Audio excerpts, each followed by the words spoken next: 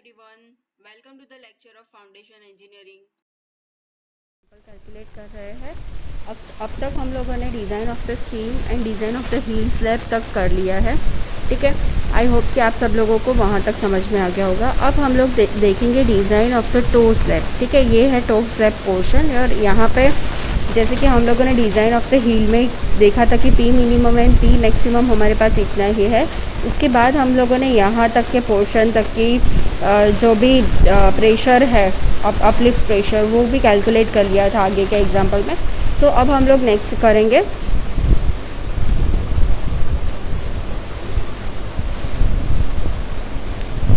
ठीक है। सो अब design of the toe slab में अपवर्ड प्रेशर इतना लग रहा है, हमने फाइंड आउट किया था कि ये है 134.86 किलोमीटर, मतलब कि ये पी मैक्सिमम है। और ये जो शी पोर्शन है वहाँ पे 109.18 किलोमीटर न्यूटन पर मीटर स्क्वायर लग रहा है, जो आप ये फिगर में देख रहे हो कि ये यहाँ तक का है, मतलब कि ये वाले पोर्शन पे उतना लग रहा है। ठीक है, सो सबसे पहले हम लोग जो टो स्लैब डिज़ाइन कर रहे हैं वो कैंटिलीवर स्लैब डिज़ाइन कर रहे हैं। ठीक है, सो सबसे पहले हम लोग टोटल डाउनवर्ड प्रेशर उसके ऊपर का देखेंगे।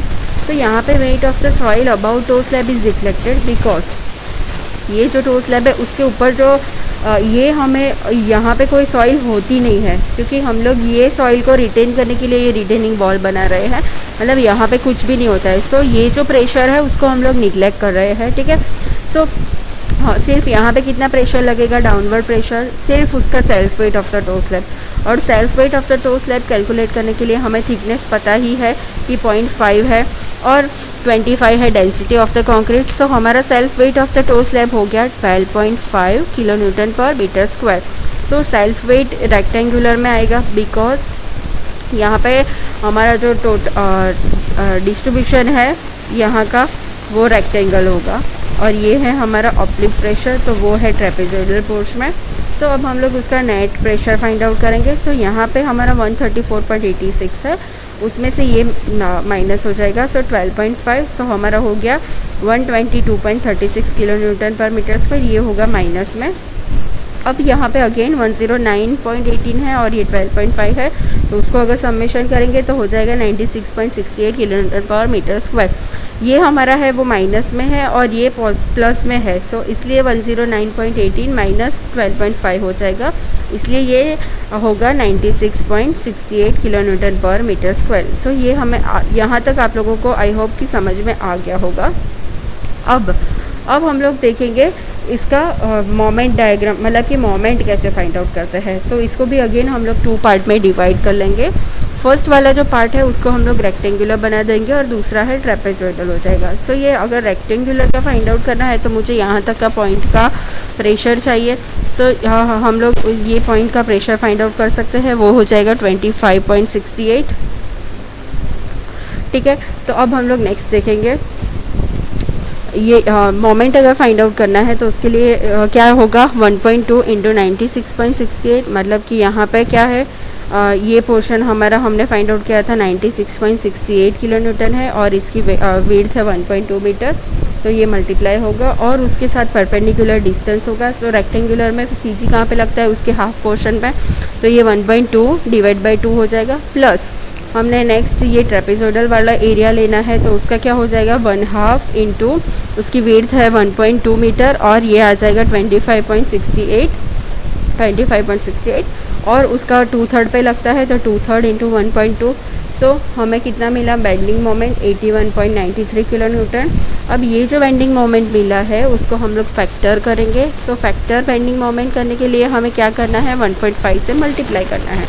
सो MU will be 122.90 kilo newton into metre. अब हमें PT फाइंड आउट करना है, तो SP16 में से PT फाइंड आउट करने के लिए सबसे पहले हमें MU अपन BD स्क्वायर की वैल्यू चाहिए। सो MU अपन BD स्क्वायर कैलकुलेट करना है, तो MU हम लोग लेंगे 122.90 into 10⁶ divide by BD square. B आएगा 1000 एंड D होगा 450 स्क्वायर। सो हमें MU अपन BD स्क्वायर की वैल्यू मिली 0.61।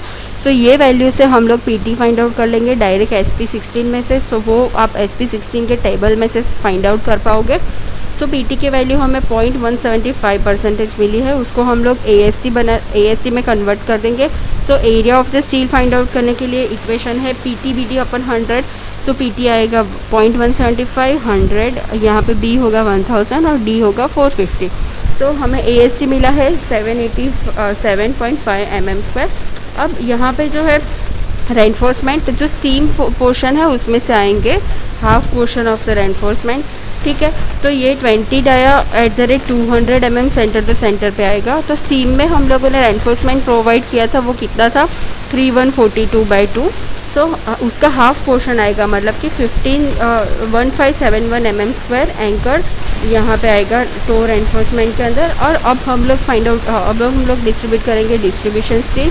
सो डिस्ट्रीब्यूशन स्टील जो है वो 0.12% ऑफ प्रोवाइड कर रहे हैं हम लोग। सो 0.12% ऑफ डिस्ट्रीब्यूशन स्टील प्रोवाइड करने के लिए AST आएगा 0.12 / 100 × 1000 × 500, क्योंकि यहाँ पे 1000 क्या है हमारा B है और ये 500 क्या है हमारा D है, मतलब कि कैपिटल D, ठीक है। जब भी हम लोग डिस्ट्रीब्यूशन स्टील प्रोवाइड करते हैं वहाँ पे कैपिटल D यूज़ करते हैं।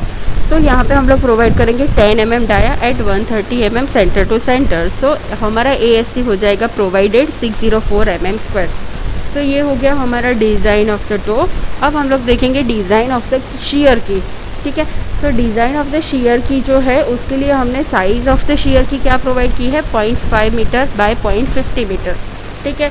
सो यहाँ पे हम लोग मिनिमम रेनफोर्समेंट प्रोवाइड करेंगे। सो मिनिमम रेनफोर्समेंट कितने होते हैं 0.12% एज पर IS 456। So minimum reinforcement provide करने के लिए area of the steel find out करने के लिए AST होगा हमारा 0.12 / 100 × 1000 × 450। सो AST हमारा हो जाएगा 540 mm²। अब यहाँ पे भी सेम ऐसा होगा कि जो स्टीम पोर्शन है उसके जो हाफ मेन रेनफोर्समेंट है वो शियर यहाँ पे शियर की के अंदर एंकर्ड हो जाएंगे, ठीक है। तो उसका अगेन यहाँ पे भी 3142/2 हो जाएगा, क्योंकि 3142 mm² जितने रेनफोर्समेंट हम लोगों ने स्टीम में प्रोवाइड किए थे उसके हाफ यहाँ पे आएंगे। सो 1571 mm² जितने रेनफोर्समेंट जो है वो यहाँ पे एंकर्ड होंगे। और also extend the temperature reinforcement of a steam on outer face in a shear key। सो वो कितने हैं 10 mm dia at 400 mm centre to centre, मतलब उसका भी कितना होगा 196 mm²। So total AST in a shear की कितना हो जाएगा 1571 प्लस 196, मतलब कि 1767 mm²। सो उतना रेनफोर्समेंट ऑलरेडी उसके अंदर है जो 540 mm² से ज़्यादा है, मतलब कि हमारी जो डिज़ाइन है वो ओके है, ठीक है। सो ऐसे हम लोग डिज़ाइन करेंगे शियर की। अब उसके बाद हमें ये फिगर ड्रॉ करनी है। सो ये जो बेसिक फिगर है वो ये रिटेनिंग वॉल की फिगर है, ठीक है। उसके अंदर हम लोगों ने जितने भी रेनफोर्समेंट प्रोवाइड किए हैं उसकी सारी डिटेल आ जानी चाहिए। जैसे कि हमने स्टीम के रेनफोर्समेंट थे, सो मेन रेनफोर्समेंट हमने 20 mm dia 400 mm centre to centre provide किए थे। सो ये 20 mm डाया 400। फिर ये क्या था, ये क्या है कर्टेनमेंट, मतलब कि हमने कर्टेनमेंट प्रोवाइड किया था कि सारे हम लोग ये 400 mm ये 20 mm डाया के नहीं यूज़ करेंगे।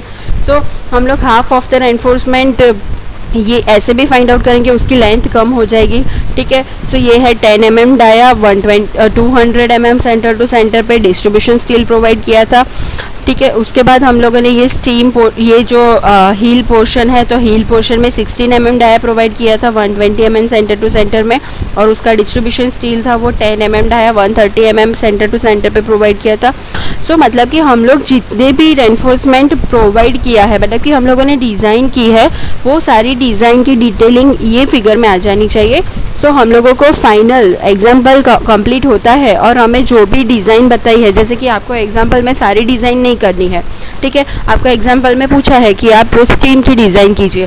सो स्टीम के जितने भी हम आप लोगों ने बार्स प्रोवाइड किए हैं वो सारे बार्स आपको ये फिगर में दिखाने हैं, वैसे ही हील के और टो के दिखाने हैं। सो ऐसे हमारी डिज़ाइन होगी और ये फिगर ड्रॉ करने के बाद ही हमारा एग्जाम्पल कंप्लीट होता है। So this figure is very important in exam. So everyone, you have to draw this type of figure after completion of this design of retaining wall. Thank you so much.